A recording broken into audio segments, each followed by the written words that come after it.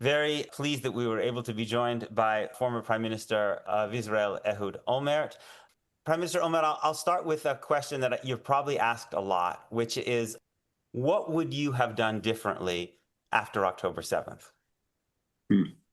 This is, in a way, an unfair question. Yes. Because it provides me with an opportunity to say everything I want to say now based on the experience and the lessons and the visions that we have gone through in the last couple of years. And I can be very smart now and very sophisticated, and who can judge me, But I'll tell you what, I kept saying, I thought at the beginning, and at that time I just thought it by myself, I didn't even share it. In the first month, I didn't make any public comment at all.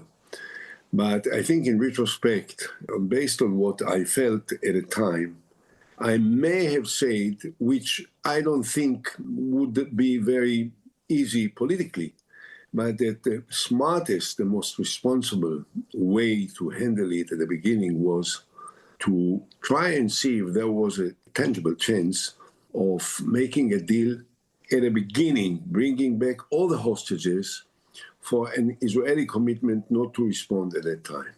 I know it sounds crazy because considering the emotions across the world, not just in Israel, across the world, when President Biden and Prime Minister Sunak and Macron and Chancellor Scholz and so many of the world leaders said Israel has a right to respond and Israel has a right to reach out for the Hamas, knowing that Hamas are hiding inside the most densely populated area, perhaps in the world, which will cause inevitably major collateral damage and lots of non-involved people killed. And yet they all said it and they all meant it, and they kept defending the right of Israel to counter-attack at that time. And yet, considering what we have been through and the emotional burden, the most moral burden of the suffering of the hostages, it may have been more responsible to refrain from immediately reacting in the most aggressive way, which we did, and rather see if there was a chance. And I heard at that time that there were some signs coming from Qatar that there may have been an opening for a deal to bring back immediately all the hostages in return for a supervised commitment not to respond at that time. So maybe that would have been one thing that I would consider. And I say this is something that I felt at that time, but I didn't share it because I didn't want to say anything publicly. I mean, it was almost useless to say anything at that time. The other thing, and perhaps this is the most important, from very early on, maybe 2-3 months after the beginning of this war, I kept asking publicly in every possible avenue, in every channel that I had access to, what is the vision of Israel for the day after? It was obvious that Israel is more powerful militarily, that we can defeat Hamas. Not a total victory, I mean, whatever it means, I don't know, but defeat in a very, very significant way militarily the Hamas and kill almost everyone there and eliminate the leaders as we did. I kept asking, okay, let's assume that we succeed in the greatest possible way and there will not be one Hamas fighter left alive, okay? There will still be 2.5 or 2.2 million Palestinians in Gaza. What are we going to do? Are we going to have permanent military control over Gaza? Are we going to occupy Gaza? Are we going to deport them? Are we going to resettle there?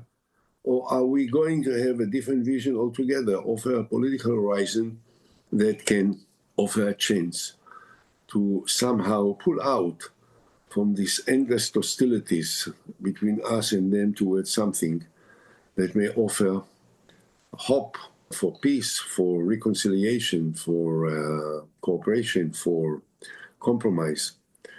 And that is one thing which the Israeli government refrained from doing since then until today, until this very minute.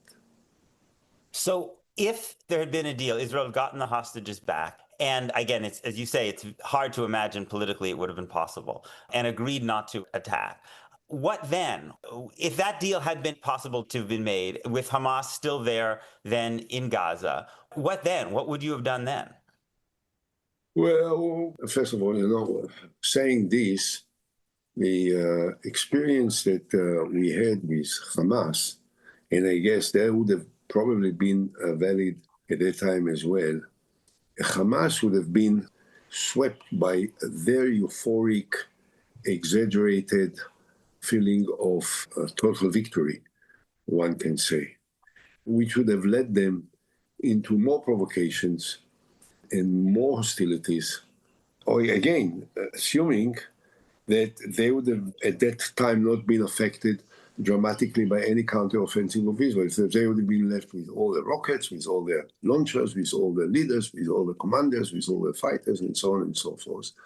So that wouldn't have provided Israel with the kind of peaceful resolution of that crisis at that time, but it would have probably established a better basis for a future confrontation with Hamas under much more comfortable circumstances without that terrible burden of the hostages on the one hand, and also without the urge to destroy everything and eliminate everything and dispose of everything smells Palestinian in Gaza, because without the pressure, the emotional pressure, the weight of the absence of these beginning 250 and subsequently less and less, but still quite a few Israelis held hostage by Hamas,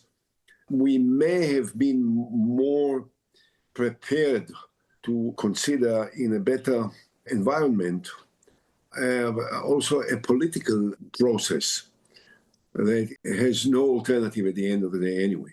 So tell me about that political process. So let's say there had been a deal, the hostages are gone from Gaza, and then Israel launches a military. Oh, but I'll tell you, Peter, I think, it didn't happen. Right. And I told you at the beginning that this is an unfair question because right.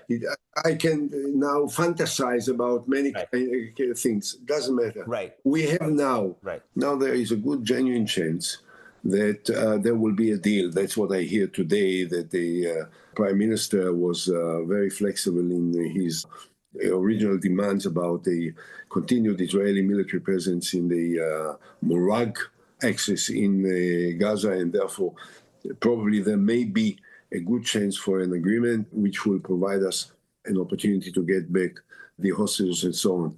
Again, the main question arises, still hangs on. What are we after? Are we after what Ben-Gvir and Smotrich want, which is to build a humanitarian camp in the south of Gaza, to deport a large part of the population, at the beginning 600, then subsequently perhaps more, and keep them in a segregated camp without any freedom of movement, and clear a large part of Gaza in order to settle there with new settlements? Or are we after a certain change in the basic situation? Right. I think that this government is not after a basic change in the situation, so it will just repeat. This has been a free preview of my weekly conversation. If you'd like to hear the rest and support my work, please consider subscribing at peterbeinart.substack.com.